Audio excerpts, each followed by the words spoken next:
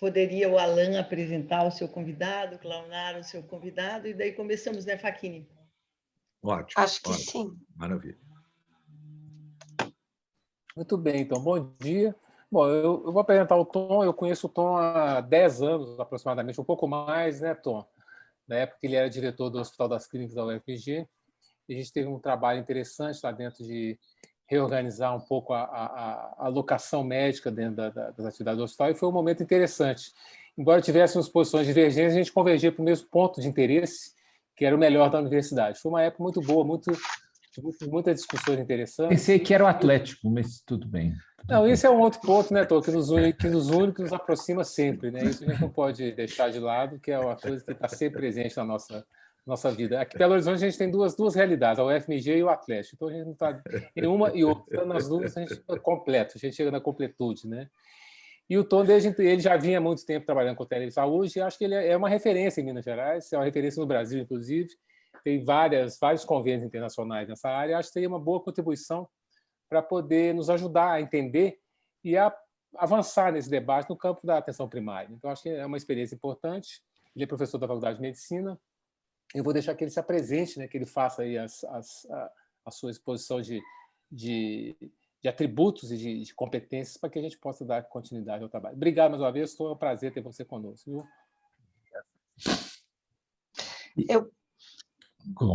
Eu apresento agora ou eu aguardo? Você vai falar com o Carlos, apresentar o Carlos? Eu acho que eu vou falar do Carlos, então. Então, o Carlos Aita, então, é médico de família e comunidade, é professor da saúde coletiva e mais recentemente, nem sei exatamente quando, né, Aita, acho que há um ano, mais ou menos, né, ele está conosco. Ele está fazendo uma carga horária, né, também na UBS Santa Cecília, onde eu chefio, com os residentes e os alunos, enfim. E o Aita, além da sua experiência clínica, foi professor da Universidade Federal de Santa Maria, também, antes de estar aqui conosco em Porto Alegre. Ele tem uma larga experiência com telesaúde, né? Ele está aí desde os primórdios, né, dessa estratégia brasileira e tem publicado bastante nessa área e, enfim, acho que ele pode também, agora, ao iniciar sua fala, aí, também complementar, né, essa minha apresentação. E eu queria também agradecer muito ao Aita por estar aqui conosco e acho que é um tema importantíssimo, né, do aprendizado na pandemia e do que a gente faz com esse acúmulo para a gente seguir utilizando, né, as tecnologias remotas no cuidado. Né? Obrigada, Aita, por estar conosco.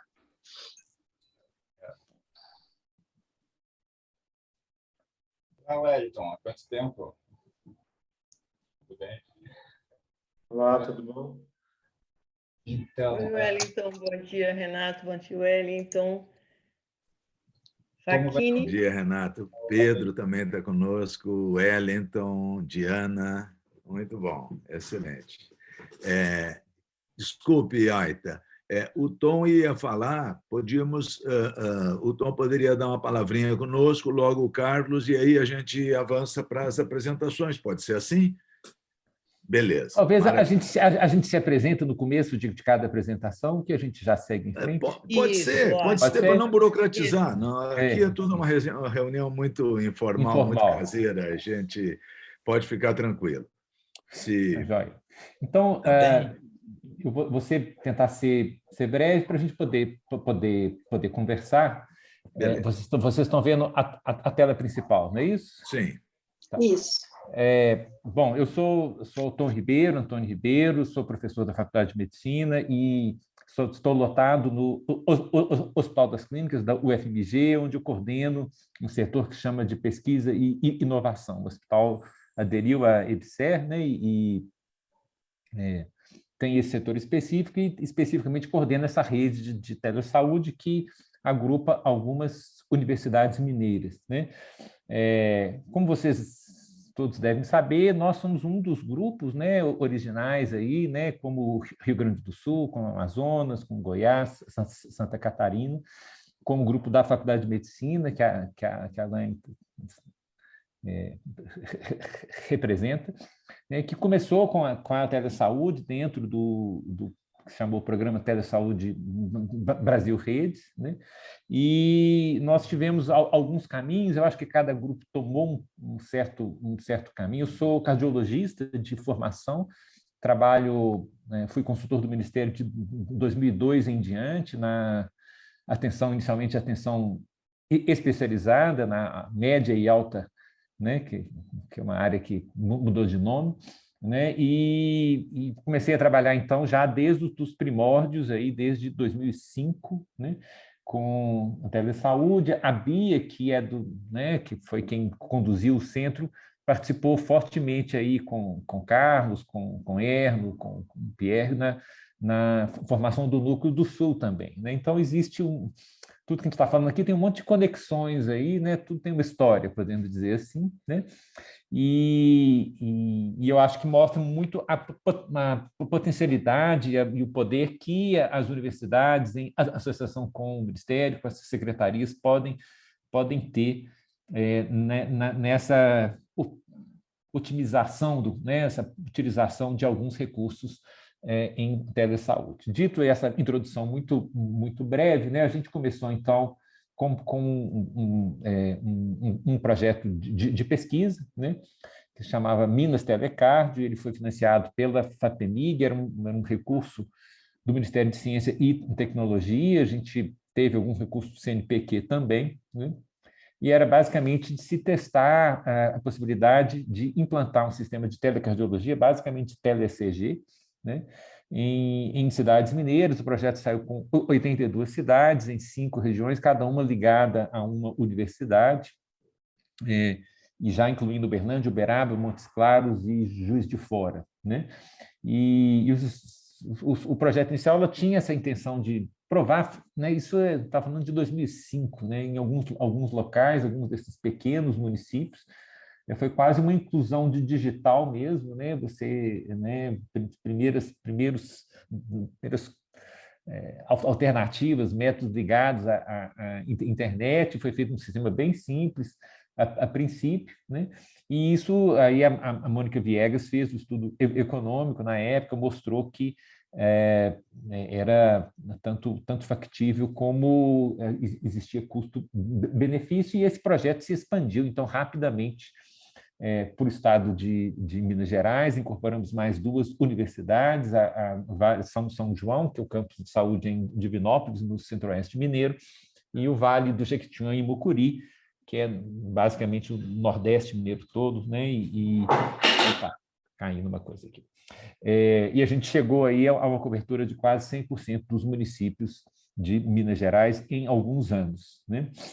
Mais recentemente, né, ainda nessa vertente do telediagnóstico, né, nessa época, né, a gente passou a atuar em outras áreas, fazer a teleconsultoria, ou teleinterconsulta, tem toda uma nomenclatura que muda de tempos em tempos, né?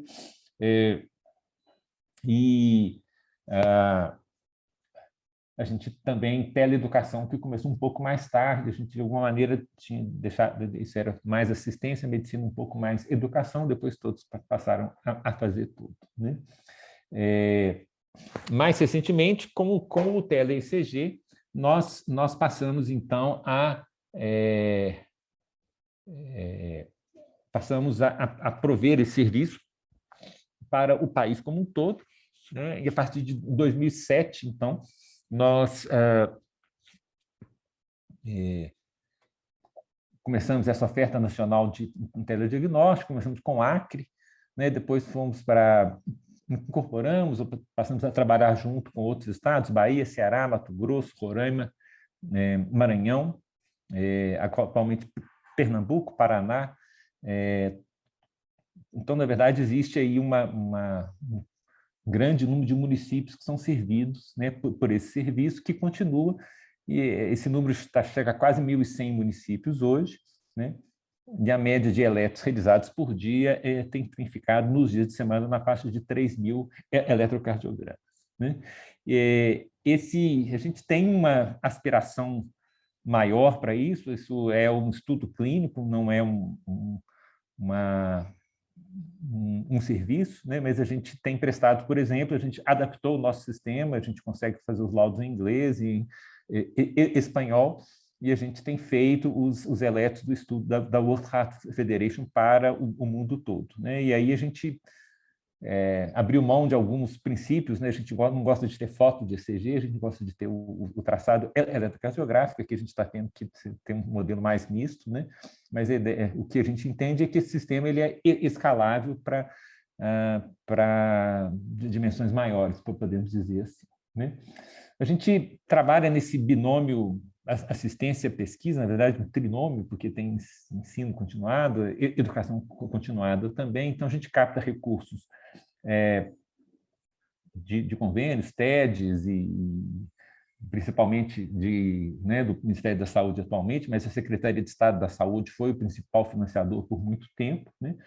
Mas a gente tem uma forte inserção de pesquisa, né? Então, a gente captou do CNPq, a FAPEMIG sempre foi um grande financiador, mais recentemente, NIAID na área de Chagas, Médico Instituto de Câncer na área de hipertensão, e a Horizon 2020 na área de imagem, e mais também as fundações, né? A Fundação Eletrônica, o Projeto HealthRise, né? Que a gente conduziu, né? Projetos na área de imagem, tanto para screening de doença reumática, como na atenção primária, com a EDOS Life Science e agora a World Heart Federation, né? E aí o nosso espectro de atividades ele inclui as clássicas teleconsultorias, o telediagnóstico ECG, o nosso carro forte, mas a gente faz outros métodos em cardiologia, mapa, Holter, o ecocardiograma ainda como um método de pesquisa, porque ele tem uma restrição pelo CFM, né? A retinografia ou fundo de olho, que a gente sempre manteve, e a gente começou a desenvolver sistemas de suporte à decisão, sistemas de mHealth, e testamos, mas eles clinicamente ainda têm um uso bastante limitado, né? A gente desenvolveu, então, toda a parte de teleeducação, isso nos últimos 6, 7 anos, né? E cursos, webaulas, objetos de aprendizado, e a gente conduz, então, esses estudos de implementação, epidemiologia, saúde pública. Eu tenho meus outros vínculos com o estudo ELSA, por exemplo, que várias das instituições que estão aqui também fazem parte, então tem toda uma inter-relação com outros projetos nessa área, e mais recentemente, Big Data e Machine Learning, né? E a gente funciona como serviço, então a gente tem auditoria clínica, controle de qualidade, a gente monitora os resultados, o uso e a qualidade, e a gente presta suporte técnico, né, em associação, muitas vezes, com os núcleos locais, para esses locais que a gente faz ECG e outros métodos, né?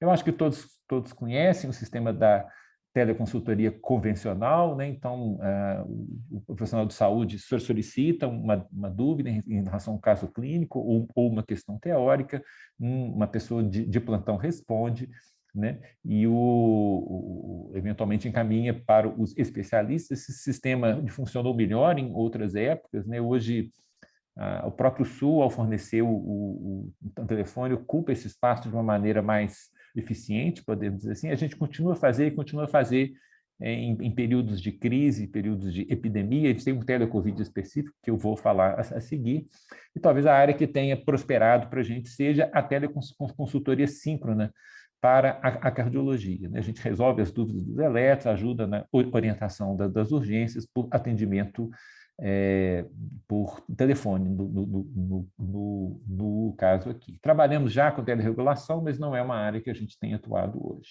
né? O ECG, então, né, a gente tem um esquema de plantão 24/7, a gente responde às urgências em menos que 10 minutos, os exames respondidos em menos que 4 horas, isso tem dado 2 minutos e menos que 100 minutos a média dos exames eletivos, né?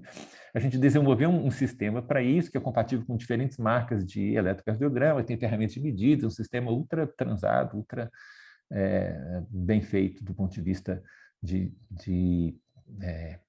facilitar o laudo e, principalmente, impedir que o cardiologista erre. O cardiologista lendo muitos exames ao mesmo, né? Em seguida, a tendência dele errar aumenta. Então, o sistema é inteligente, ele compatibiliza medidas automáticas com o que ele pode escolher como frases. Então, tem toda uma inteligência nesse sistema.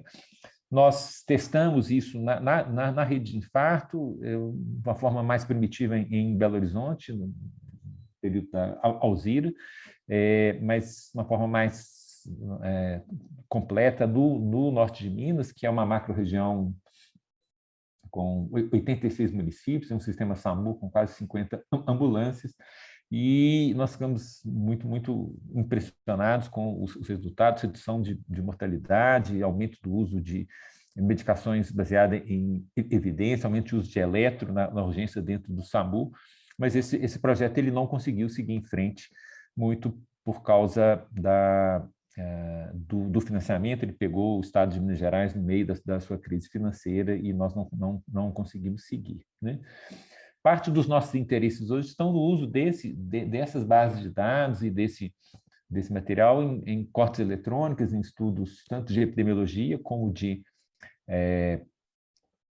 inteligência artificial, e esse grupo CODE, então, congrega pessoas de outras áreas, das ciências exatas, engenharia, computação e estatística, né, tentando fazer, então, essa corte eletrônica que tem os elétrons, tem a MOSFET, que foi pareada com SIM, agora foi pareada com o SH para a cidade de Belo Horizonte, que permite estudos, por exemplo, qual o impacto de ter uma FA nesse ECG inicial, ter uma fibrilação atrial, mostrando um impacto diferencial em mulheres que em homens. Mulheres têm maior sobrevida que os homens na ausência da FA, mas quando a gente tem a FA, você passa a ter, então,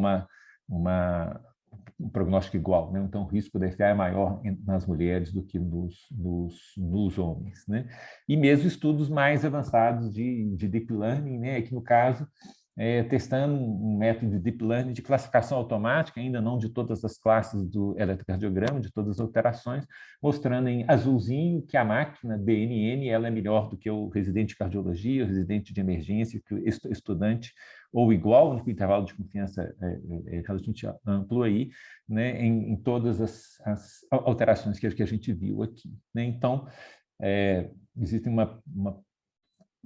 um grande potencial aí, né, de automação de parte desse processo. A gente entende que o médico vai ser sempre necessário, mas que a gente pode talvez melhorar mais ainda o sistema de maneira a ajudá-lo a acertar mais, né?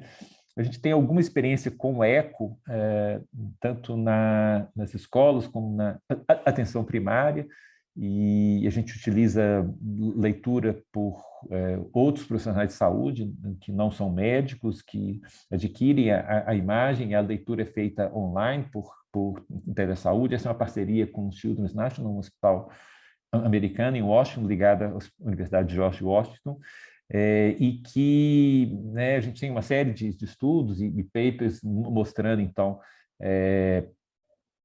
que paciente pode trabalhar com a fila do eco, por exemplo. Você pode reconhecer aqueles pacientes que têm alterações significativas ao eco full, né, e tentando reduzir e facilitar o acesso a quem realmente precisa, um exame que é muito difícil na atenção primária do país como um todo, né? Fazemos a retinografia também, é o mesmo princípio, né,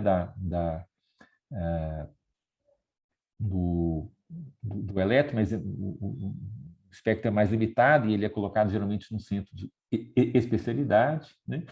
E esses projetos de implementação, esse talvez tenha sido o maior deles, um projeto financiado pela Medtronic Foundation, em parceria aí com o FVJM, que foi uma tentativa, uma estratégia multidisciplinar, multifacetada, incluindo soluções de saúde digital, inclusive um sistema de suporte à decisão, mensagens de texto para pacientes, uso de ferramentas point of care, né, que foi o projeto HealthRise na região do Vale do Mucuri, que foi financiado, então, pela Medtronic Foundation, feito em associação com a Universidade de Washington, pelo o IHME mesmo, que faz o Global Burden of Disease, e que foi uma experiência muito marcante para a gente aqui no Vale do Mucuri, que é uma das regiões mais pobres de Minas Gerais e do país também, né? Nós construímos, nesse contexto, eu estou perto de acabar, não demora demais, ferramentas de teleeducação, e aí Inicialmente, a gente resistiu ao YouTube, eu fui um dos principais resistores, podemos dizer assim, mas é uma coisa impressionante o que o YouTube permite de acesso a esses materiais. O vídeo de como aferir corretamente a pressão arterial, da professora Grazi Scheck, tem mais de 1 milhão de acessos, né? Então, realmente, fica muito difícil a gente conseguir esse tipo de penetração pelos canais oficiais e que a gente usa também, né? Mas a gente produz regularmente, então, os mais diferentes materiais, né? Então, temos aí um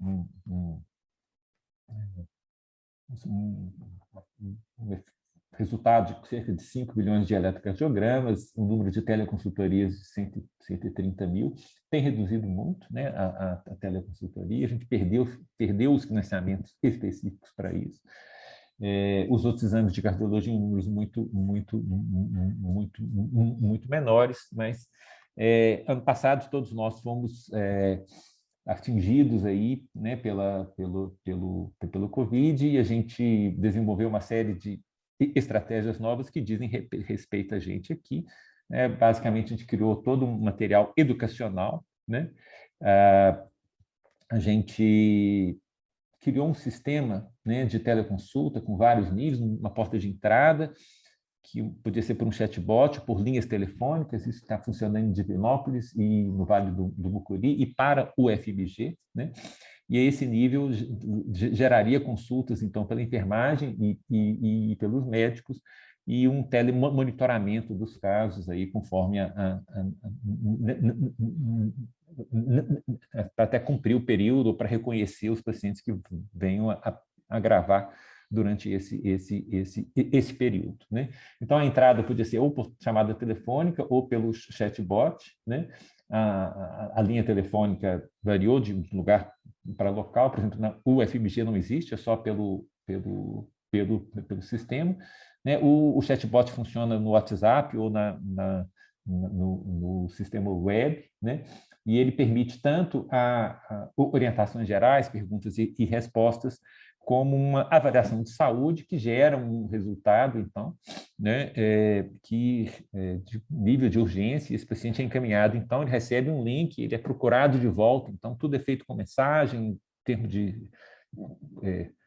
o paciente aprova, consente num termo eletrônico, tudo é feito dessa maneira. E, então, nível 2 e 3 pelos enfermeiros e médicos que dão as orientações, avaliam o paciente de uma forma padronizada, né? E podem prescrever, gerar atestado, notificam, encaminham, solicitam os testes, né? E isso tem sido modificado aí com a medida que as coisas se modificaram nos últimos tempos, né? Então, a gente pegou um pouco do sistema de suporte à decisão que tinha sido feito para hipertensão e diabetes e perverteu ele e modificou para o Covid. Então, tem todo um questionário estruturado e uma série de informações, e também a possibilidade de fazer o atestado, fazer a prescrição, ou mesmo de iniciar a teleconsulta por vídeo, que não foi tão ubíqua como a gente imaginava. Muitos dos atendimentos continuam por telefone ainda, né? Às vezes por limites técnicos, né? E essa é uma coisa que a gente ainda vai avaliar aqui, né, do ponto de vista de método, como que a gente, quais são os resultados para um e para outro, né? E aí o quarto grupo é o grupo de telemonitoramento, que fica, né, ligando e procurando saber como cada um desses pacientes atendidos continuou durante o período, se apareceram sintomas, se houve alguma piora, eles são atendidos e são encaminhados para atendimento em person, atendimento em unidade de saúde, conforme o risco de cada um, né? Tudo isso com uma tela de gestão desse sistema, né? Com filas separadas, e aí toda uma equipe, né, por conta disso. E a gente, então, fez aí quase 100 mil atendimentos de todos os tipos, né? Aí, considerando os diferentes níveis de atendimento durante esse período, né? Muitos com monitoramento, são cerca de 10 mil atendimentos médicos, né? E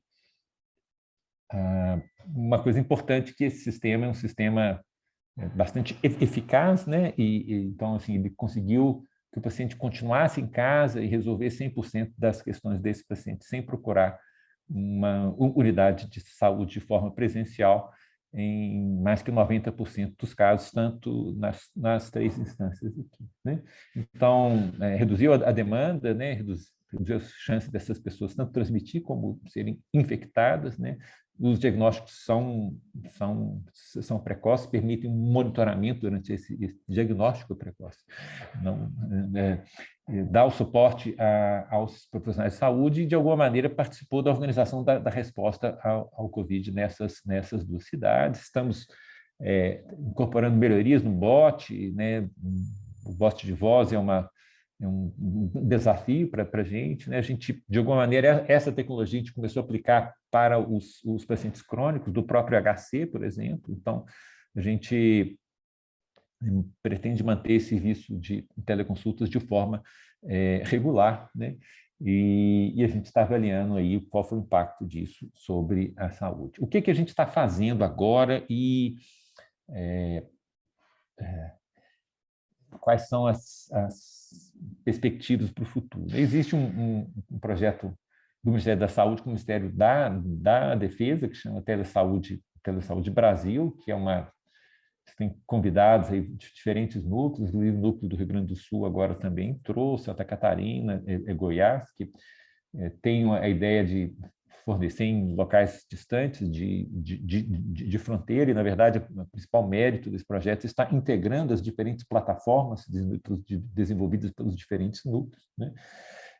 A gente tem um projeto de um estudo clínico randomizado dessa estratégia digital financiado pelo Medical Research Council, em inglês, e a gente tem algumas coisas com o próprio Ministério da Saúde, um convênio via OPAS, né? A gente começa com a espirometria agora a partir de agosto, né? No mesmo sentido do TeleCG, né? A gente sabe que o Rio Grande do Sul tem uma experiência grande com isso. A gente tem feito TeleCG para os pacientes COVID, né? Tem um outro projeto com o MEC de doentes crônicos no contexto da pandemia do Covid, que é esse que a gente está fazendo dentro do hospital, e a gente tem produzido cursos ou divulgado ou hospedado para diferentes áreas do Ministério da Saúde, desde informação de saúde, carga de doença, a sífilis e nutrição na atenção primária à saúde, né? Nós fomos agraciados como um dos centros de inteligência artificial em saúde, né? Então, na verdade, foram 6 centros escolhidos para o país como um todo, e a estratégia de saúde digital é central aí dentro desse centro, que vai ser hospedado, então, na UFMG, em parceria com a URGS e com a UFAM, né? Então, nós vamos receber um financiamento mais perene de 5 anos para conduzir, gerar produtos estudos e produtos de inteligência artificial, e a gente considera que a telesaúde é essencial para isso, né?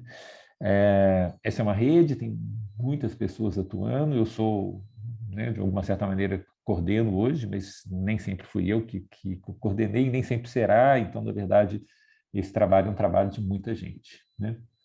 Obrigado, gente, acho que eu passei alguns minutos aí.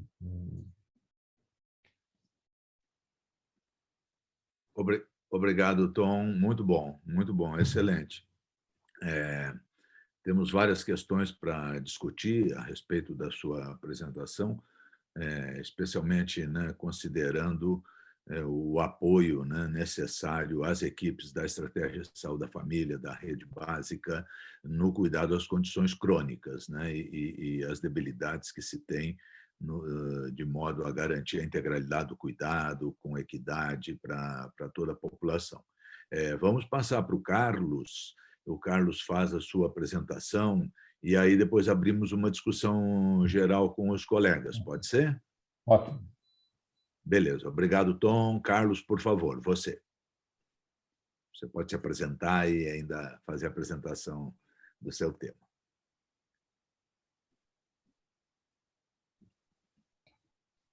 Vamos lá. Como a Claunara disse, né, eu sou médico de família, sou preceptor aqui na UBS do Clínicas, trabalho como professor também no curso de bacharelado em saúde coletiva aqui da URGS e sou coordenador de TI no Telesaúde RS. Então, eu vou falar um pouco sobre o nosso núcleo, mas também vou falar bastante sobre a questão da consulta remota, né? Por isso esse título, 18 anos em 2 dias, né? Os próximos passos para a discussão da consulta remota. Vamos lá. Antes disso, né, falando um pouco do nosso local aqui, do Telesaúde RS, Minas está bem nos primórdios mesmo, né? Então, acho que vocês já têm trabalhos aí, já desde 1995, né? Nós começamos também junto com vocês lá nas primeiras conversas em 2005, mas efetivamente começamos a trabalhar em 2007 com teleconsultorias de texto na época, de forma rudimentar, utilizando e-mail e editora de texto como o hoje. E em 2013 assumimos a teleconsultoria por telefone, o suporte assistencial para toda a APS brasileira a partir de 2013 e em 2017 iniciamos com a nossa experiência em telepresença em avaliação oftalmológica, né, para todo o Rio Grande do Sul, um trabalho que também foi premiado pela OPAS, a prêmio APS Forte para o SUS. Né.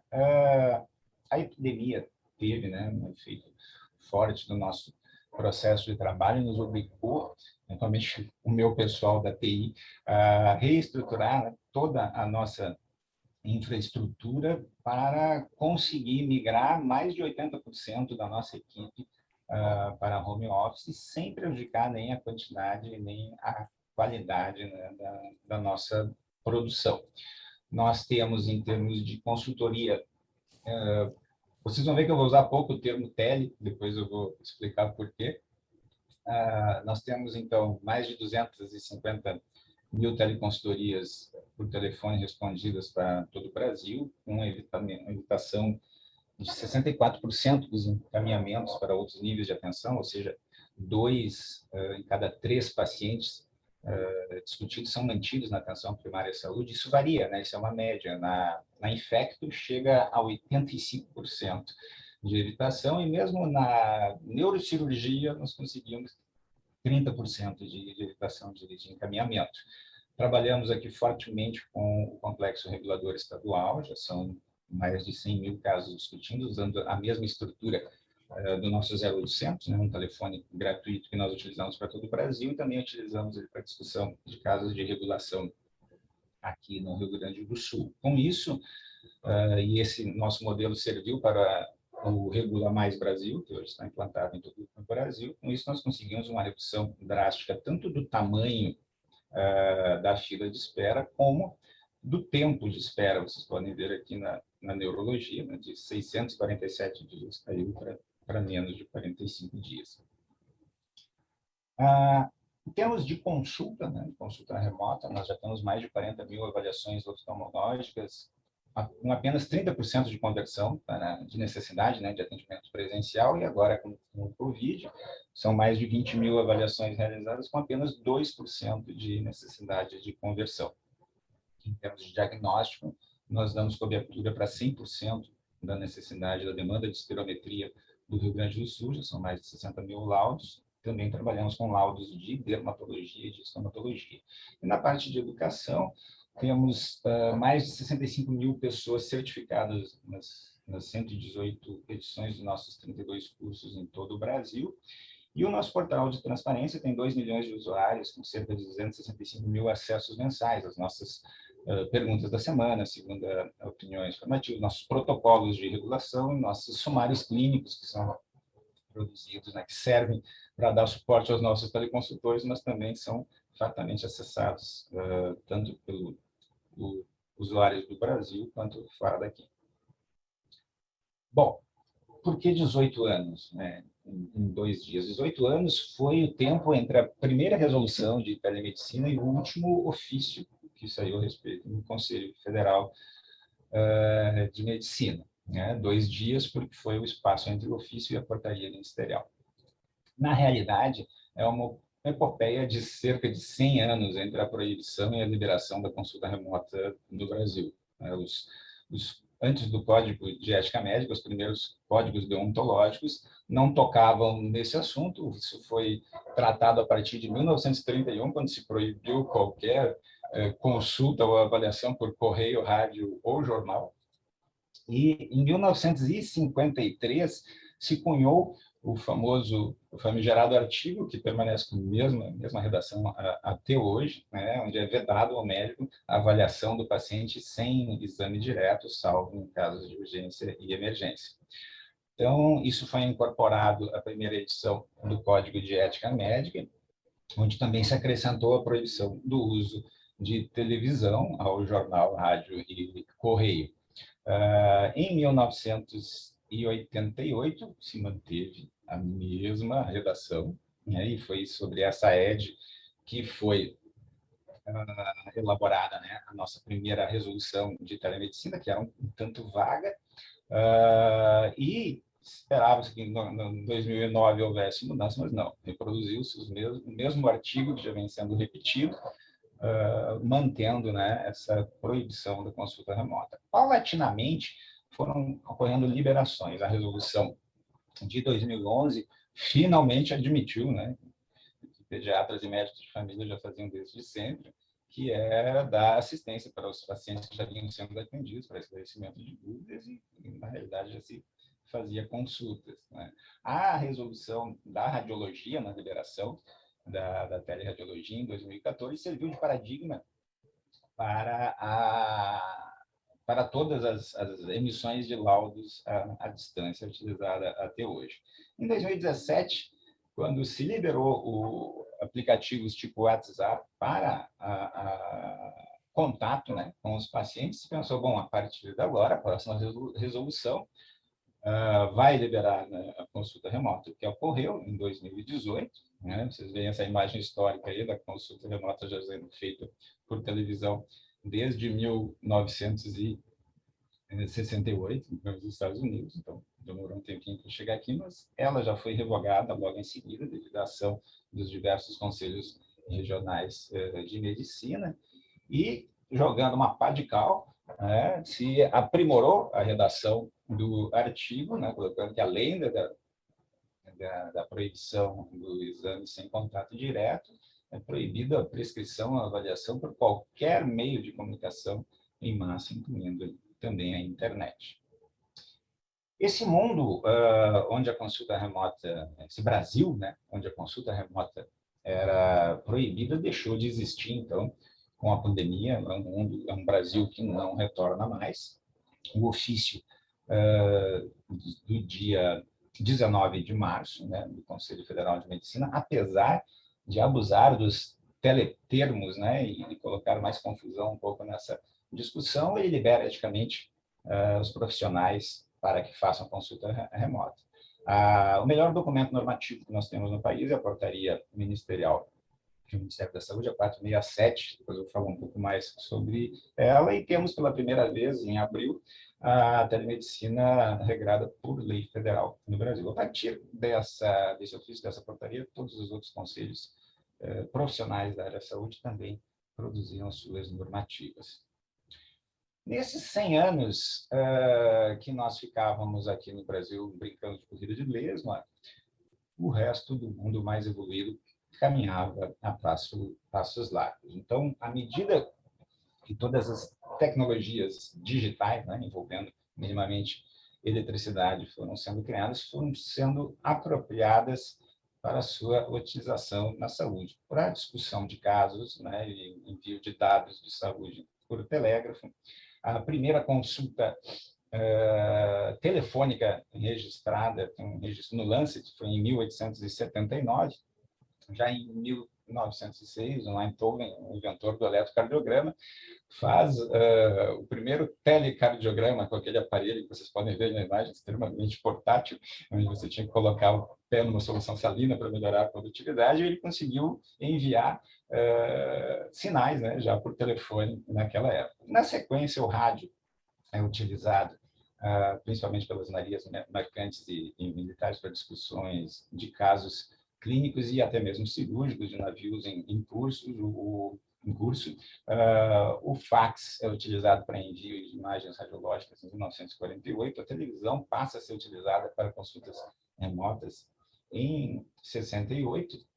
E, a partir daí, as coisas começam a evoluir mais rapidamente, principalmente em função das demandas militares e aeroespaciais, e, claro, com a sedimentação da internet em 1990. Com isso, as publicações de experiências e relatos de trabalho em telemedicina e telesaúde pularam de 200 publicações por ano para mais de 1.600 publicações, isso só na bibliometria do PubMed. Então, um salto exponencial que alavancou, então, o crescimento da telesaúde, principalmente no início dos anos 2000, nosso novo milênio, com a proliferação dos aparelhos móveis, né, e a proliferação também de aplicativos.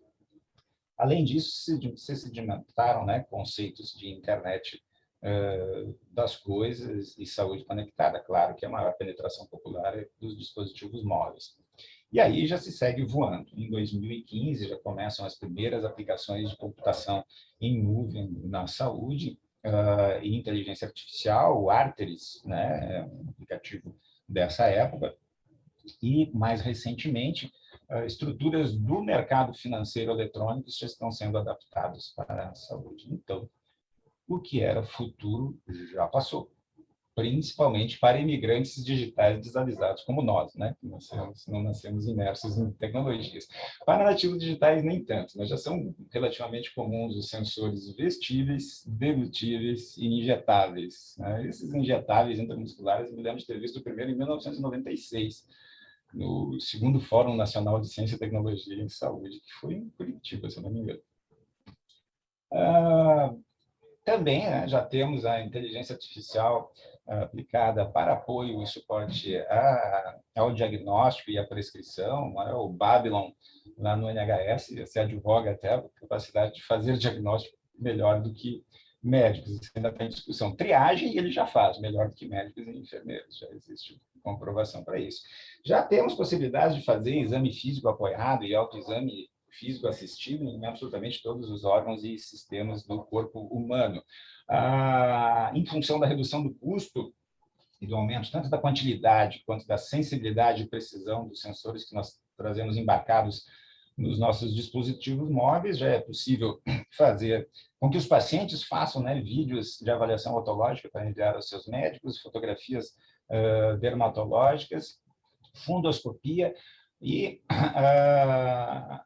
com esse dispositivo já liberado pelo FDA, já é possível que o paciente envie sinais de ausculta cardíaca, pulmonar e abdominal.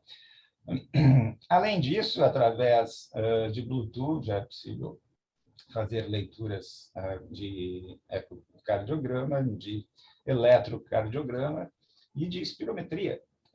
Já tem dispositivos mais avançados, inclusive, você simplesmente sopra no microfone e ele faz a avaliação espirométrica, né? Além disso, esses com menor penetração, algumas vezes já há como se fazer por meio de gota de sangue, avaliação citométrica, citometria, né? Reconhecimento de micro-organismos e vários exames sérios. Também, sem tocar o paciente, já é possível fazer avaliação da pressão arterial por videopleximografia. E não para por aí. Né? Isso aqui ainda é futuro, né? Nada substitui o contato pessoal por enquanto, mas o MIT já tem pesquisas para dispositivos ápticos para simular as sensações de toque, pressão e temperatura nas duas extremidades do contato. Né? Enquanto isso, os smartphones não ficam atrás. Já temos um trabalho mostrando a palpação abdominal guiada pelo médico, né, onde o paciente faz a sua palpação, para diagnóstico de apendicite, usando o acelerômetro, né, embutido nos smartphones. Enquanto isso, né, enquanto nós também patinávamos nesses 18 anos de não regulamentação da consulta remota aqui no país, ela já era normatizada na maioria dos estados americanos e no Canadá, na maioria dos países europeus, no México e na Argentina, na Austrália, em vários países asiáticos, ou seja, no mundo todo, nos 5 continentes. Em 2002, 25% dos atendimentos em atenção primária nos Estados Unidos e na Inglaterra já eram realizados de forma virtual, e a Kaiser Permanente, de 2015 e 2016, teve os atendimentos presenciais superados os atendimentos virtuais nominalmente.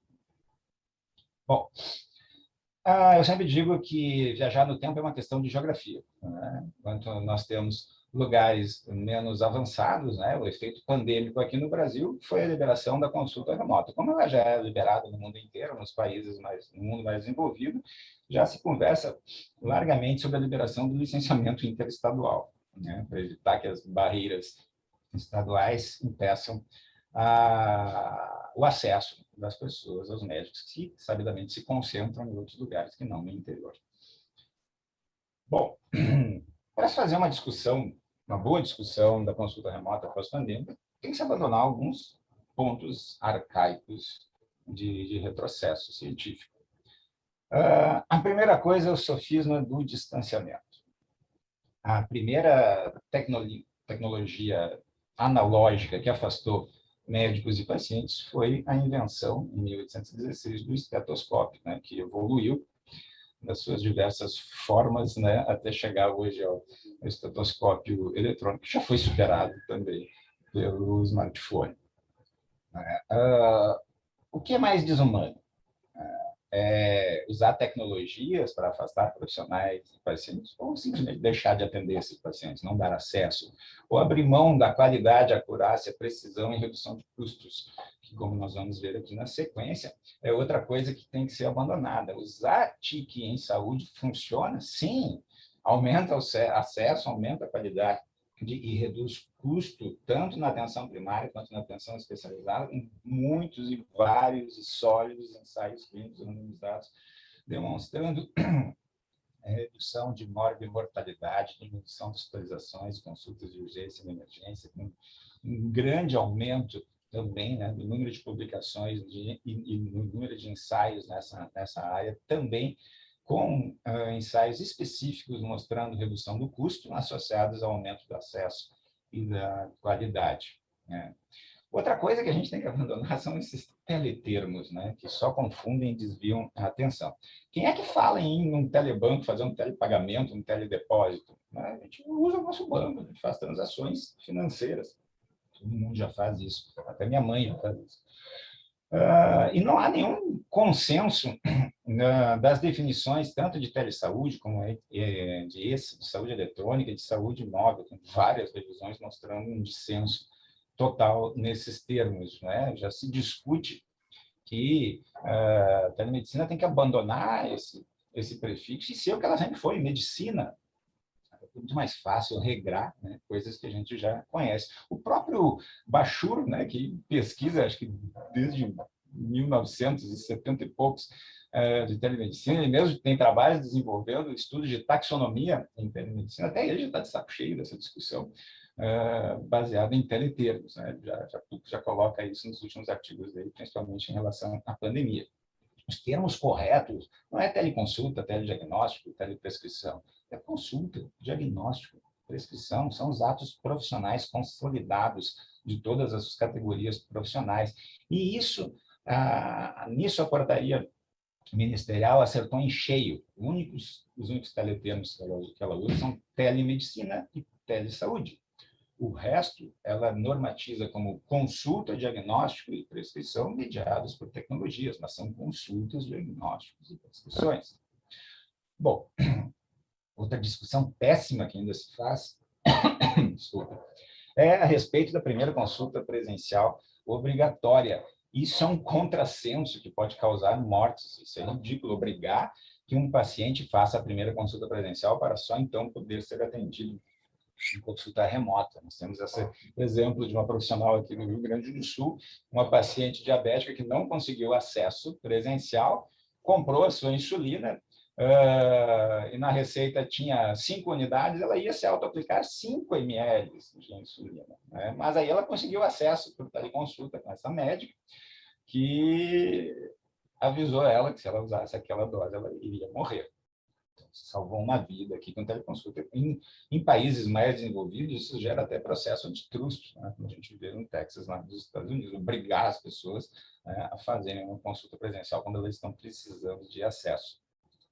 A superioridade entre o virtual e o presencial é uma questão de contexto. A pandemia provou isso. Como o Tom acabou de dizer, vidas são salvas, tanto de pacientes quanto profissionais de saúde, pela evitação de deslocamentos desnecessários, de contatos desnecessários, de contatos físicos desnecessários. Até pegada de carbono diminui, como a saúde já tem estudo mostrando isso claramente. Então, essa é uma discussão ultrapassada. Não se pode admitir mais discutir esses pontos que eu estou colocando até agora. Uma grande proporção de consultas não urgentes podem ser atendidas à distância. A gente tem isso aqui no nosso serviço, eu mostrei lá nos primeiros slides. Só 29% de conversão numa consulta especializada oftalmológica e 2% de conversão em avaliação de COVID e de doenças crônicas não transmissíveis. Bom, ultrapassadas essas bobagens, né, a gente tem que partir para o que realmente interessa. São pontos necessários para a evolução dessa conversa. Um deles é a questão da inclusão e da fluência digital. Felizmente, isso está melhorando. Vocês podem ver aí, mostrando, né, Brasil e Estados Unidos.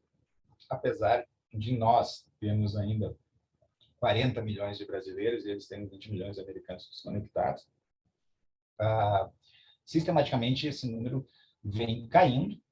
Eu estou curioso para ter até os nossos dados pós-pandêmicos, provavelmente deve ter caído mais ainda. Então, essa é uma questão, não só o acesso, né, digital, e esse acesso, aí quando você começa a separar os grupos, né, vamos ver que tanto aqui no Brasil quanto nos Estados Unidos, o pior perfil de acesso é de uma mulher negra, pobre, idosa, que vive no meio rural. Esses são os piores níveis de acesso nos dois países.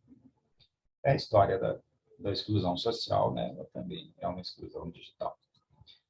Bom, outra questão que as pessoas batem muito em cima é a falácia da segurança dos dados, essa ilusão de privacidade que a gente tem. Só em 2020 foram 1.500 violações de dados, com 2,6 milhões de registros vazados. E as pessoas continuam, né? 78% das pessoas aplicam a mesma senha em várias contas. Então, obviamente, isso complica.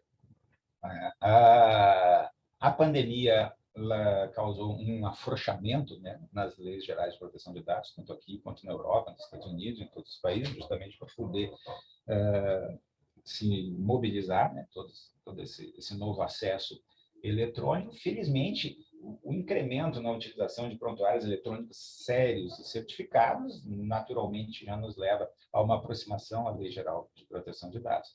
Se vocês olharem o texto da LGPD, vocês vão ver que ela é bastante lúcida, né? Ela entende que é impossível evitar uma invasão eletrônica de dados. E ela trabalha para minimizar esses acessos acidentais ou ilegais de dados pessoais, de dados sensíveis. É óbvio que sempre vai ser melhor do que o papel, né? Um prontuário em papel que ficava numa estante, num armário que qualquer um conseguia mexer, principalmente, né, em unidades de saúde, como ainda existe, né? O fortalecimento e o barateamento, né, dos certificados digitais, a pandemia também trouxe isso, né, a popularização da assinatura eletrônica avançada, né? Imaginem você comprar um chiclete assinando como se você estivesse com um escriturário, né, um oficial de cartório à sua frente, reconhecendo essa assinatura pela verdadeira, nem pela semelhança, porque isso que significa usar uma assinatura eletrônica avançada. É como se você carregasse um cartório dentro do seu smartphone. Não só o cartório, mas o oficial de cartório em tempo real dentro do seu smartphone. Além disso, uma grande promessa, né, é a utilização de blockchain tanto para auditoria e rastreamento, né, que é o que é utilizado hoje em dia no mercado eletrônico, né? As criptomoedas utilizam blockchain para fazer tanto a autenticação descentralizada, com uma grande resistência, então, pela autenticação à invasão e, principalmente, uma resistência à modificação dos dados. É extremamente difícil você quebrar toda a cadeia, né, de autenticação e formalização dos documentos. Isso provavelmente vai nos dar muita segurança nos próximos tempos. E aí, uma outra questão muito forte que a gente tem que começar a discutir com os conselhos profissionais, né, é o uso inteligente da capacidade instalada que nós temos de profissionais na resolução das desigualdades regionais. Nós temos um país com uma enorme área territorial, um número absurdo de municípios, muitos deles até deveriam ser distritos, não municípios, com mais de 200 milhões de habitantes e com 500 mil médicos para servir isso tudo. Então, nós temos 30% da nossa população vivendo só em 50 desses 5.570 municípios, que são 50 municípios com mais de 500 mil habitantes, que ocupam só 6% do nosso território e são atendidos por 60% dos médicos que estão situados, né, nesses 6% do nosso território. Enquanto 15% da população dos 3.800 municípios com menos de 20 mil habitantes, que ocupa 50% da nossa área territorial, é atendido, né, localmente por apenas 3% dos nossos médicos, segundo os estudos de demografia médica e também os dados do IBGE. Bom, além disso, nós temos, né, a velha disparidade público-privada. 21% dos nossos médicos é SUS exclusivo, 28% é privado exclusivo e 50% tem dupla prática. Parece bonitinho, né? Mais ou menos bem distribuído. Só que 72% da população depende do SUS e 28% usa planos privados, o que nos dá, né, uma concentração de 2,3 médicos para essa população no SUS e 6,5 médicos por 1.000 habitantes, né, para o serviço privado. Então, isso compromete, obviamente, acesso e qualidade da atenção. Além disso, uma coisa que pouca gente olha, está no estudo demográfico, se não me engano, de 2015, e não foi revisto ainda, mas provavelmente está na mesma situação, é o deserto demográfico que nós temos na atenção ambulatorial do SUS. 51% dos nossos médicos estão na atenção hospitalar, 23% estão na atenção primária, e só 4,8% dos médicos estão na atenção ambulatorial do SUS. Isso aqui são todos números do SUS. É um deserto, né? Se você precisa de um cardiologista, de um endocrinologista, de um dermatologista, você vai ser atendido na atenção primária, vai ser encaminhado, você vai ter acesso, né, na atenção hospitalar, tem bastante porta de entrada, mas esqueça, você vai ficar de 2 a 7 anos esperando numa consulta ou por um procedimento na atenção ambulatorial especializada. É horrível isso. Bom, Estados Unidos, União Europeia e Austrália têm trabalhado em reformas que levem em consideração o controle histórico, né, dos estados sobre o licenciamento. E eles estão chegando à conclusão que um aperfeiçoamento das relações entre os conselhos federais e os estaduais pode proteger tanto as categorias profissionais quanto os pacientes. É um modelo híbrido, onde profissional e paciente ficam sob a tutela solidária dos conselhos da sua localização geográfica e os conselhos federais intermediam essa comunicação e são responsáveis pela emissão da licença nacional. Então, se eu cometer um erro médico, né, eu vou ser auditado pelo conselho regional aqui do Rio Grande do Sul, e se o paciente for do Ceará, ele vai ser atendido, né, e também auditado pelo Conselho do Ceará, com a intermediação do Conselho Federal de Medicina. Isso é financeiramente viável. Nós temos uma estrutura, inclusive, melhor que a dos Estados Unidos, nesse sentido, mais consolidada. 30% de todo o nosso recolhimento de contribuição anual vai para o Conselho Federal de Medicina. Então, é uma questão apenas de organização. Não tem por que a gente manter essa alta densidade de atendimento nas capitais e no litoral, né, deixando o nosso interior, as nossas favelas, os nossos locais de difícil acesso nas grandes cidades, à mercê desse vazio demográfico de atendimento, quando a gente pode aumentar tremendamente o acesso utilizando outros profissionais da área da saúde, dando suporte fazendo consulta remota, fazendo exame físico apoiado, barateando as consultas e dando acesso para as pessoas. Então, muito bom, grande Carlos. chata Precisa ir finalizando para a gente poder ter um tempo para o debate, tá bom? Certo, 2 minutinhos aqui. Então, só para frisar essa grande importância do licenciamento interestadual. A consulta remota é plenamente apropriada nas redes, apropriável, né, como tecnologia nas redes de atenção e saúde, permitindo transição do cuidado, né, utilizando o espaço físico do paciente, da atenção primária e da assistência. Então, são contatos multidirecionais e multipresenciais, né? As unidades de saúde podem se dar apoio no caso de falta incidental, né, ou programada de profissionais, onde uma unidade pode atender a outra, a velha consultoria entre profissionais.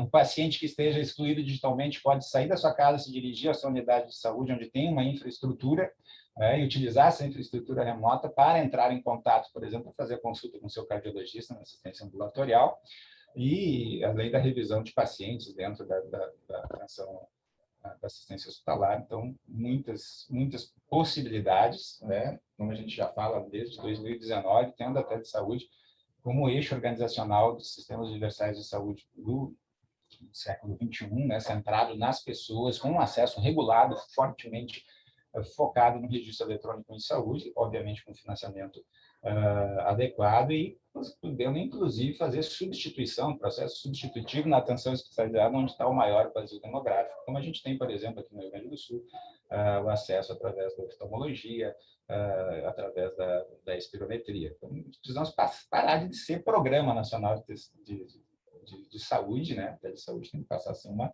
política de saúde. A nossa última produção é essa, né? O nosso livro de consulta remota, que também está disponível, acho que alguns de vocês até devem ter recebido ele. Então, encerro a apresentação, fico à disposição de vocês para o debate. Maravilha, maravilha. Muito obrigado, Carlos, muito obrigado, excelente.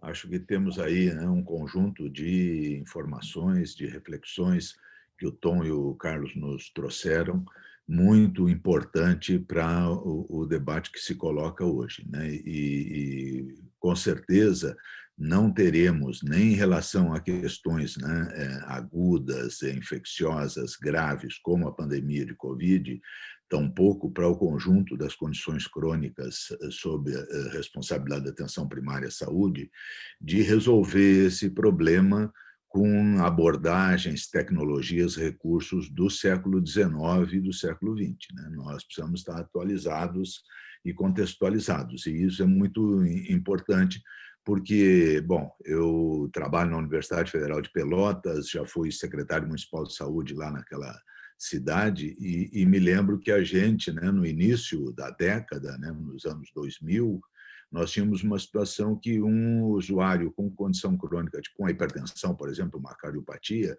para fazer um eletrocardiograma simples, ele levava 6, 8, 10 meses, como vocês mencionaram. Eventualmente poderia não conseguir.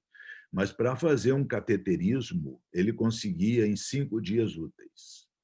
Então, havia, né, por questões da forma de remuneração, da forma de pagamento do Sistema Único de Saúde, da valorização das estratégias de cuidado, havia, né, um pagamento muito maior por né, um exame sofisticado de alta complexidade em cardiologia, e logo a oferta era grande, e ninguém fazia eletrocardiograma. E as equipes não tinham, e os usuários, especialmente, não tinham. Então, na qualidade do cuidado, na integralidade do cuidado na atenção primária, um dos elementos críticos depende de alternativas como o Tom e você coloca, Carlos. Ou seja, nós temos aí um enorme potencial, nós precisamos resolver essa questão do ponto de vista, né, de garantir não só a universalidade do acesso, mas especialmente a integralidade e a equidade, e isso não pode ser feito, né, com essas tecnologias ultrapassadas. Foi muito crítica a situação do Conselho Federal de Medicina, de vários médicos, vários colegas com liderança nessa área, advogando os absurdos, né, contra as teles, por assim dizer, o que você diz, né, não é a tele, digamos, a tecnologia contemporânea, né, que pode produzir esse chamado. Olha a riqueza desse nosso encontro, com cada um de nós em um lugar do Brasil, poderíamos estar em qualquer lugar do mundo fazendo isso. Então, essas mesmas cabeças, né, antiquadas, elas advogaram, né, o fim da educação à distância, o fim das teles na aplicação em saúde, o fim de todo aquilo que pode ser estratégia promotora de equidade e de inclusão de pessoas, né, fora das condições de acesso e de qualidade do cuidado. Então, eu quero abrir a discussão, quero agradecer muito as apresentações e quero abrir a discussão, então, para que os colegas façam suas colocações e a gente faça um bom debate nessa manhã. Muito obrigado. Lígia, algum comentário? Não podemos abrir para o debate. Eu tenho duas excelentes apresentações e informações muito amplas, né, sobre a questão do telesaúde, da sua importância, certamente que é inegável. Nós temos feito um trabalho também em municípios rurais remotos em que isso fica totalmente claro sobre a necessidade desse tipo de apoio e mais as informações sobre a qualidade, né, dos diagnósticos e etc. e tal por esses meios. Acho muito importante.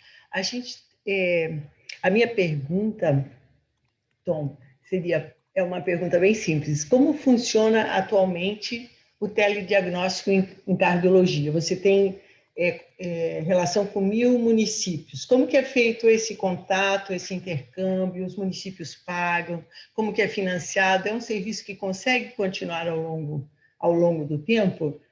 Assim, bem simplesmente, como que funciona? E uma outra para o Carlos também. Claro, a gente conhece o telediagnóstico do Telesaúde do Rio Grande do Sul, muito importante pelo telefone, a sua importância, e um pouco como que tem, mais assim, em termos práticos, como que tem funcionado atualmente o telediagnóstico e como que se conformou também nos tempos da Covid. Né? Mas são perguntas, mas acho que podia abrir aqui para comentários, né, Paquinho? E daí depois eles vão anotando e respondem no conjunto, né, para ver o conjunto das questões. Ótimo, vamos fazer assim. Então, além da Lígia, temos o Alain e a Cristiane que manifestaram. E o Renato. O Renato na sequência, tá bom? Depois vamos recolhendo mais inscrições. Então, Alain, Cristiane e Renato. A minha pergunta, na verdade, é mais para o Tom, é uma questão que me chama a atenção.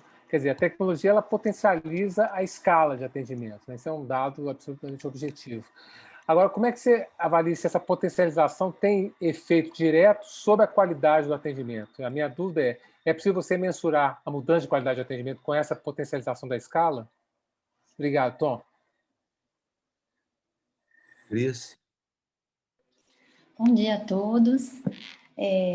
A minha pergunta é para os dois, na verdade, e dizer que eu gostei muito das apresentações, fiquei bastante instigada com o debate, com os números que vocês trouxeram, e eu gostaria de saber como que vocês enxergam nos serviços a mobilização dos profissionais de saúde. Como mobilizar profissionais de saúde, estudantes, para operacionalizar esses fluxos por meio das teles. Né? Eu acompanhei um pouquinho os projetos do PET Saúde Interprofissionalidade nesse momento atual do PET, como assessora. E na rede básica, muitos profissionais foram fazendo tele da maneira que encontravam ali de fazer para dar conta da Covid. Né? Então, como vocês veem essa questão desse material humano, que às vezes não está preparado para as tele? Obrigado, Cris. Renato, faz favor. Bom dia a todos. Queria agradecer pelas apresentações. Agora, eu fico sempre com umas dúvidas, né? Porque em relação ao enfoque que Tom apresenta, que Carlos apresentou, esse que coloca a telemedicina, ou como queremos, whatever chamá-la, ao centro. E sobre essa crítica da consulta presencial, que é uma bobagem e tal. Eu entendo o significado de tudo isso. Agora, isso me preocupa muito dentro de um contexto no qual essas informações podem ser usadas de forma banalizada, superficial, e se transforma. Eu penso, não sei, ou seja, eu entendo que naquele caso específico da diabética que ia tomar uma dose absurda de insulina, é óbvio que eu não posso impedir uma consulta eletrônica porque não teve uma presencial antes, mas a presencial eu um dia vou ter que fazer. Ou seja, eu não sei, a atenção primária, como eu estudei, tem 7 atributos. O que você me fala me resolve 4. Os outros 3 não me resolvem. Então, a minha pergunta é, como é que usamos isso para aqueles outros 3 atributos, para a humanização, para a relação médico-paciente, para conhecer o território, a dimensão do território? As pessoas, tudo bem, usam a internet, mas continuam morando na comunidade, na área rural. Não é que porque tem internet ele tem água potável, tem esgoto.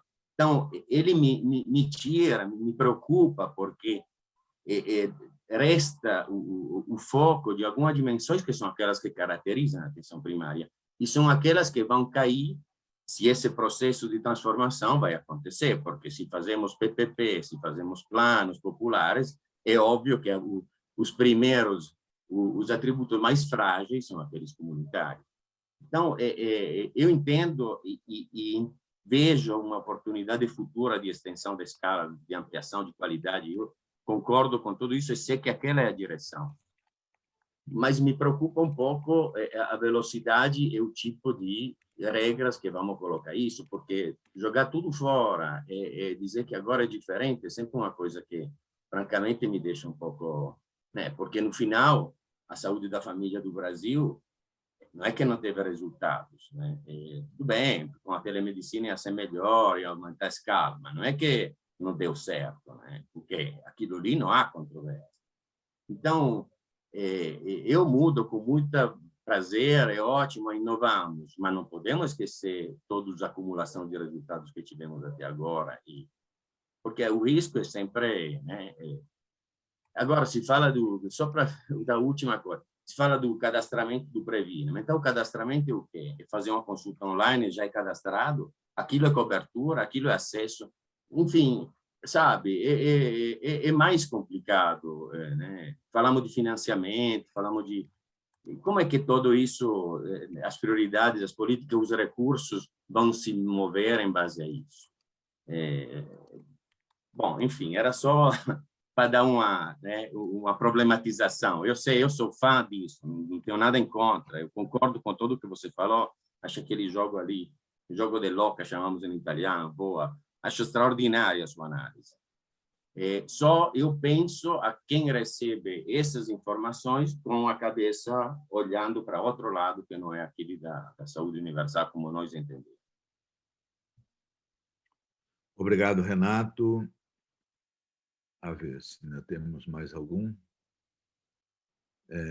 Totalmente de acordo. Pedro, talvez fazer em blocos para a gente não perder demais, que tal? Tá bom, tá bom. Então, beleza. Fazemos, então, o debate sobre essas 3 colocações e fazemos uma nova rodada. Beleza. Pode ser você primeiro, Tom. Posso. Eu vou tentar explicar um pouquinho como funciona o telediagnóstico e caminhar um pouco nas outras questões que são comuns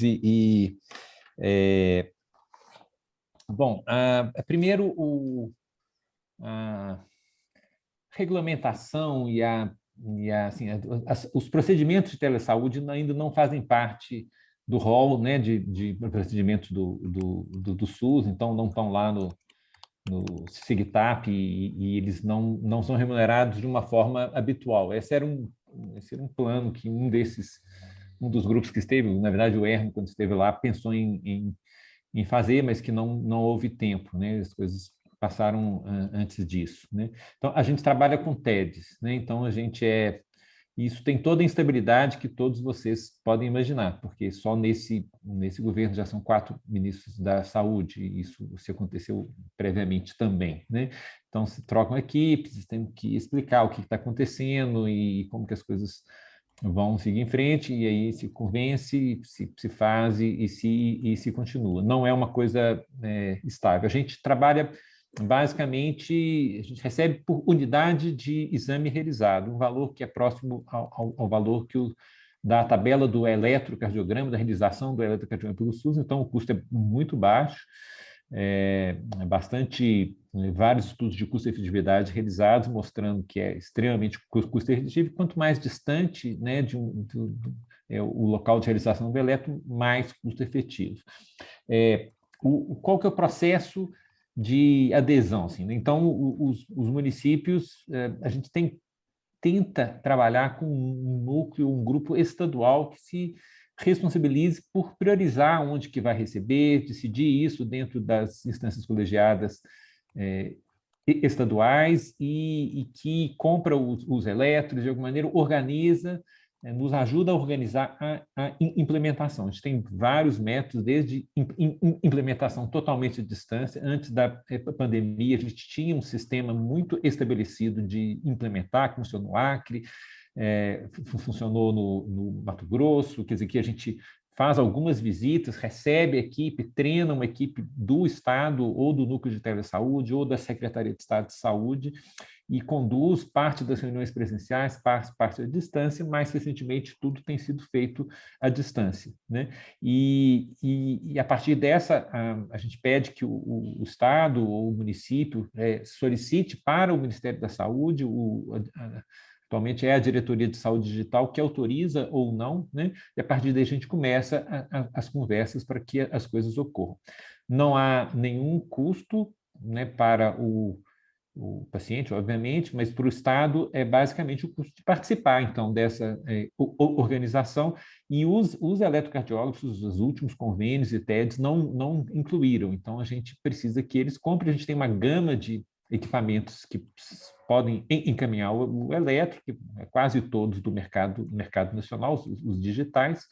Então, isso se torna mais simples, ele conduz ali, ele compra e ele mesmo coloca os eletros nesses municípios. O eletro, ele funciona já indo um pouco na questão 2 e 3, ele funciona muito bem, assim, porque o requisito técnico de realização ele não é tão sofisticado, a gente tem problemas e a gente monitora o posicionamento de eletrodo, a gente tem como ver um pouco isso, mas de uma forma geral, né, é muito fácil treinar algum profissional para adquirir. O médico, que é o profissional mais resistente a uma série de coisas e que gosta de gastar menos tempo com, né, ele tem basicamente que solicitar, então, na verdade, ele recebe o laudo, né, muito rapidamente a seguir, então, ele é incorporado à rotina, né, da unidade básica de saúde de maneira muito simples e muito direta, muito tranquila. Nós não temos problemas e temos taxas de utilização acima de 90% a 95%. O que acontece fica sem médico, o equipamento quebra, que a gente também tenta dar assistência, né?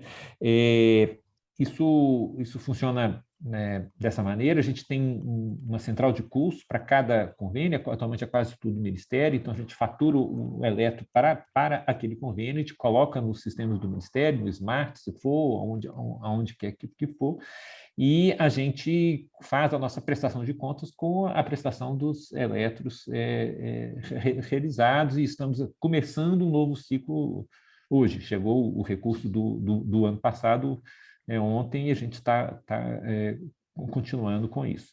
É óbvio que a gente deseja uma situação mais estável, né, para isso, né, e hoje o TDCG virou um pouco uma certa commodity, assim, tem muitas empresas fazendo, e aí tem tudo que você puder imaginar, coisas boas e coisas muito, muito ruins também, né? O efeito disso, né, assim, a gente tem vários estudos de custo-benefício, né? Tem muitos estudos sobre as urgências que acontecem na UBS, né? E é engraçado, assim, você imaginar, na UBS vai ter só doenças crônicas. Não, né? Então chegam pacientes bloqueados, infartados, e a gente consegue tomar a conduta muito rapidamente e seguir, né? A gente até tem a Milena Marcolino tem um paper sobre isso na revista da São Paulo Medical Journal, né? Mostrando como não são tão raros assim, e que, na verdade, são condições graves e que podem ter grande benefício. Nós não conseguimos, e isso é um estudo de efetividade mesmo, né? Então, assim, eu até cheguei a caminhar com um pós-doc de estatística, é um modelo espaço-temporal bastante complexo. A gente fez para o SAMU, e esse é uma tese, um mestrado que foi defendido na saúde pública, sob minha orientação aqui. Iríamos fazer para a tese da saúde, mas o menino foi para Roma, com essa fuga de cérebros habituais aí, né? A gente está perdendo muita gente para fora, e ele está na FAO em Roma, e eu não tive uma outra pessoa capaz de fazer isso a seguir, né? O SAMU faz efeito a nossa sobre infarto, né? Sobre mortalidade intra-hospitalar e mesmo pela letalidade em Minas Gerais, considerando que você tem que considerar quanto que foi implementado em cada um dos locais. Cada local tem um antes e depois, tem a variação sazonal de tudo. Quer dizer, é um estudo bastante complexo, né? Considerando toda a dificuldade que isso é feito. Mas é o nosso sonho de consumo, conseguir mostrar, e vocês vão ver, e o Carlos fala isso também, assim, a telesaúde ela é muito pobre em evidência, assim, ela é muito pouco estudo de qualidade, né? Então é uma coisa bastante complicada, né? A mobilização das pessoas, eu vou deixar um pouco a 3 e 4, um pouco mais para o Carlos, para não coisa, mas assim, tudo que facilita a vida do profissional de saúde, em especial do médico, as outras categorias têm mais facilidade de aderir. Eles usam. O que for torrar a paciência deles, for dar mais trabalho, eles não vão usar. Então, a gente tem um teste muito prático. Se tiver que fazer um incentivo muito grande para usar, é porque o negócio não está servindo, né? Então, tem uma prova de mundo real que todos nós aprendemos rapidamente, assim, né? Que você tem que conseguir fazer alguma coisa que atenda à necessidade, seja do médico que está na PS, seja do enfermeiro, seja de quem... Se você fizer um sistema de suporte de decisão perfeito, maravilhoso, mas o cara demora 10 minutos a mais para atender o paciente, que ele não faria sem isso, ninguém vai usar, né? Isso é uma coisa que a gente já sabe há muito tempo, e já fez várias vezes, né? Já errou várias vezes e lamento dizer que continua errando ainda, né? De tempos em tempos. E, por fim, assim, eu sou menos... Falam que os cardios são os ortopedistas da clínica médica, né? Que são os pragmáticos, os que não sei o quê, que não pensam, os reumatologistas lá, as doenças difíceis, aqueles negócios, os cardiologistas seguindo protocolo, evidência e seguindo em frente. Eu sou muito pragmático nesse negócio da teleconsulta. Não resolve tudo. Não pode ser, o sistema não pode ser baseado só em teleconsulta, teleconsultoria, telediagnóstico. Tem que existir uma coisa...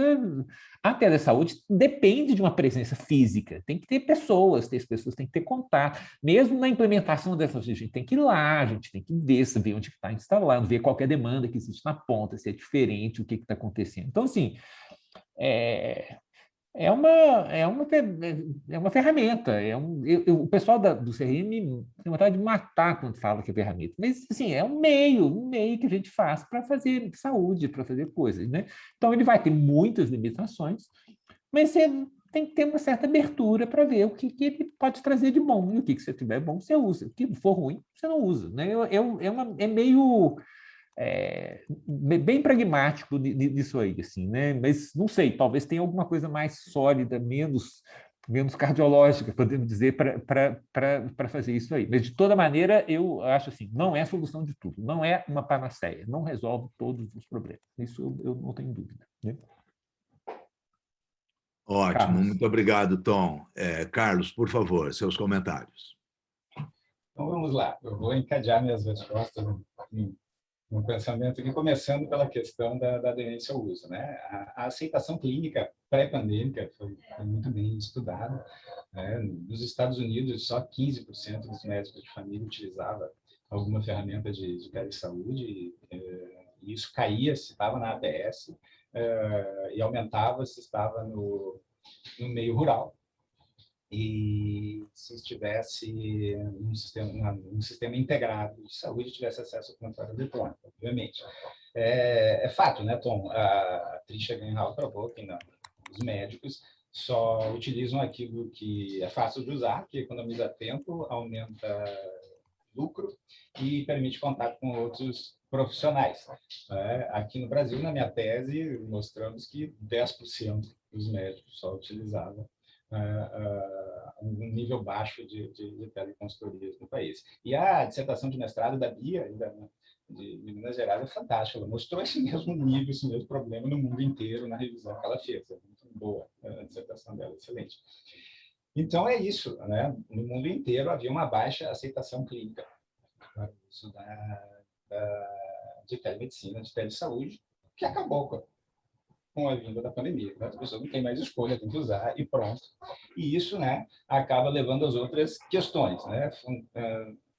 Perguntaram, né, como fica a qualidade de atendimento e a escala. Os serviços são todos escaláveis, porque, como utilizam tecnologia, nós vamos plugando novos postos de trabalho, né, aumentando, claro que a gente tem uma seleção rígida, estilo Capitão Nascimento, dos nossos teleconsultores, né, dos médicos, dos enfermeiros, dos dentistas que vão trabalhar, mas necessariamente a gente vai aumentando, a gente sabe a capacidade de atendimento de cada um, a gente tem uma capacidade de instalar em horas de trabalho, temos uma escala para isso. Então, a qualidade se mantém, assim como em qualquer outro estudo de qualidade e escala de atendimento. Então, a questão da... Eu vou discordar diametralmente do Tom na questão da qualidade das evidências. Não há evidências pobres, há evidências riquíssimas, fortes e consolidadas de usar, fazer saúde mediada por tecnologia funciona. Isso não se discute mais. Desfechos. Com desfechos, com ensaios clínicos randomizados, tudo muito bem consolidado. E agora, com a pandemia, isso vai acabar de vez. A quantidade de dados que a gente vai ter acesso agora vai ser completamente indiscutível. E aí nós temos esse problema desse viés de discussão, né, que é o prefixo tele produz, né, um confundimento. Nós não estamos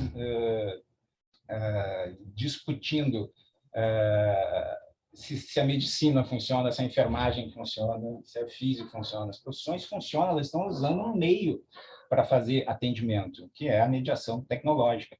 Então, os atos profissionais continuam funcionando, Renato, nada mudou na medicina, nada mudou em nenhuma profissão de enfermagem, de saúde. Todos os atendimentos, e aí eu vou também falar assim, não existe essa coisa de dizer que há limitação no atendimento remoto em relação ao virtual. Não, isso é relativo à necessidade do paciente e as possibilidades disponíveis. É a mesma coisa se você estiver numa UTI com um monte de luzinha piscando, um monte de acessos tecnológicos para te conseguir extrair um conjunto de dados, como eu digo para os meus alunos, é sempre uma questão de conjunto de dados. O conjunto de dados que eu consigo extrair da minha avaliação do paciente vai determinar as possibilidades de diagnóstico que eu consigo fazer e de procedimentos que eu consigo decidir.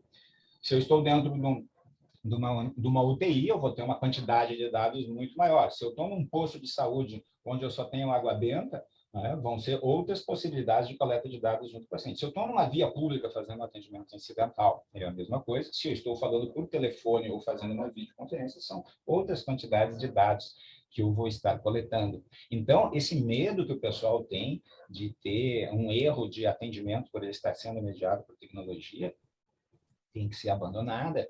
Existem protocolos extremamente consolidados de avaliação por telefone, né, tanto para enfermeiros quanto para médicos, já está publicado no mundo inteiro. A decisão que se faz é da conversão. Você tem decisões básicas a serem tomadas. Primeiro, eu preciso chamar o SAMU agora. Segundo, eu preciso que esse paciente se desloque para os seus meios a um atendimento de urgência e emergência. Terceiro, ele precisa ver alguém presencialmente, porque não dá para resolver por telefone. Bom, se é não para todas essas perguntas, então eu vou conversar com ele e passar as orientações que eu posso passar de acordo com o método de comunicação que eu estou utilizando, seja por vídeo, seja por telefone, seja por telepresença, seja utilizando a internet das coisas e saúde conectada. Então, Renato, nada mudou. A medicina continua sendo medicina. E as pessoas confundem isso dizendo que é telemedicina, é teleenfermagem, é telediagnóstico, é telepropedêutica. Não, a gente só está utilizando outros meios com os quais a gente está se habituando conforme as tecnologias estão sendo criadas. A gente viu os nossos professores de radiologia se adaptando com a tomografia, né? E professores meus de 60, 70 anos aprendendo a utilizar tomografia e ressonância magnética, que não existia na época em que eles se formaram. O smartphone não existia na época em que nós nos formamos, né? Havia apenas um telefone celular quando eu me formei. O smartphone surgiu depois, a gente está aprendendo a utilizar todas essas tecnologias. Então, tem protocolo para isso, tem raciocínio clínico. Mas não era essa, a minha observação não era essa, desculpa, mas não era essa. Ok, a gente pode complementar depois. Mas a gente estuda para ter o feeling de atendimento para decidir o que a gente vai fazer com o nosso paciente de acordo com o conjunto de dados que a gente consegue extrair. O que mais? A paridade, Tom, já existe. Isso é um avanço que a gente tem em relação aos outros países. Isso é muito discutido nos Estados Unidos e na Europa, que é a paridade de pagamento para os procedimentos que utilizam tecnologia. No SUS, nós não temos uma tabela separada, nós temos o procedimento que envolve telesaúde, já existe código para isso. A ANS também determinou agora na pandemia que no serviço privado só se criou também um código de telesaúde e proibiu a diferença de pagamento pelos planos de saúde dos procedimentos que fossem executados de forma remota. Então, nós estamos além de vários estados americanos que ainda estão, por exemplo, discutindo a paridade. A gente tem pontos bons para avançar aqui no Brasil. Quanto à economia, né, nosso trabalho de regulação, por exemplo, aqui no Estado, todo o centavo que o Estado investe aqui no telesaúde para fazer regulação de pacientes é devolvido, o custo acaba sendo zero. A gente zera todo o custo de investimento no Estado com a economia que a gente produz fazendo a regulação estadual. Os estudos de custo-minimização de Minas Gerais são bastante difundidos também. A gente também tem custo-minimização aqui em espirometrias, no Rio Grande do Sul. O que mais que eu posso falar? Então, como eu disse, as limitações são relativas. Na verdade, a gente tem vantagem, muitas vantagens. Você pega, por exemplo, os pacientes que eu atendo em algumas, que eu levo os alunos para ver em visita domiciliar aqui nas nossas vilas. É um morro de pedras que você quase tem que fazer alpinismo para atender um paciente acamado. Como é que você vai deslocar um paciente desse? Só aí você já está tendo uma grande vantagem da virtual sobre a presencial. Eu estou vendo vários profissionais da nutrição, da psicologia e profissionais da assistência secundária ficando maravilhados com a possibilidade de fazer uma visita domiciliar, que nunca tinham feito na vida, né? Porque daí o paciente sai mostrando a sua despensa e a sua geladeira para o nutricionista, usando o smartphone, passeia pela casa, mostra o pátio. Então, todos estão tendo uma possibilidade que antes não existia. Então, isso não é uma limitação, isso é uma vantagem. Então, a vantagem de um método sobre o outro depende do que o paciente precisa, né? Até aquele conceito de redes que o Mendes fala, né? O ponto de atendimento ele vai ter maior protagonismo conforme a necessidade do paciente. Quanto à primeira consulta presencial, é uma bobagem, sim, exigir ela, porque o profissional que está atendendo pela primeira vez por um telefone, por exemplo, ele está submetido a um código de ética, ele não pode cometer uma iatrogenia, ele não pode manter em atendimento remoto um paciente que precisa de atendimento presencial e ele tem capacidade técnica para decidir isso. Quanto à popularização, né, sem querer ofender os profissionais do sexo, a prostituição dos atendimentos de saúde já existe há muito tempo, né, com clínicas populares fazendo atendimentos extremamente baratos e de baixa qualidade. Isso não é culpa da tecnologia, isso não é culpa da telemedicina. Isso é Desculpa, só para entender. Então, a consulta presencial não é importante. Pode não ser feita. Ou seja, eu assumo um pacto com o meu paciente no centro de saúde, ele é adscrito, e eu nunca tenho contato com ele, não sei. Eu conheço ele porque ele me mostra com o celular a casa dele. É isso? Porque se é isso, eu não concordo. De forma alguma. 80% dos casos podem ser atendidos, 80% das nossas consultas são simples e autolimitadas. Das consultas, 100% de atendimento de um paciente, nunca. O paciente vai precisar tanto de uma consulta remota quanto de uma consulta presencial em vários momentos da sua vida. Não existe isso de substituir completamente o virtual pelo presencial. Consultas específicas são substituíveis. O contato presencial não dá para abrir mão nele de hipótese alguma. A gente precisa ver o paciente, precisa do contato humano, precisa da criação da empatia, do vínculo, mas a gente também não pode entrar e manter apenas o contato presencial e deixar de dar acesso a um paciente. Eu consigo, inclusive, convencer uma pessoa a vir para o contato presencial através de um contato remoto. São métodos complementares, nenhum domina o outro, na verdade. É conforme a necessidade.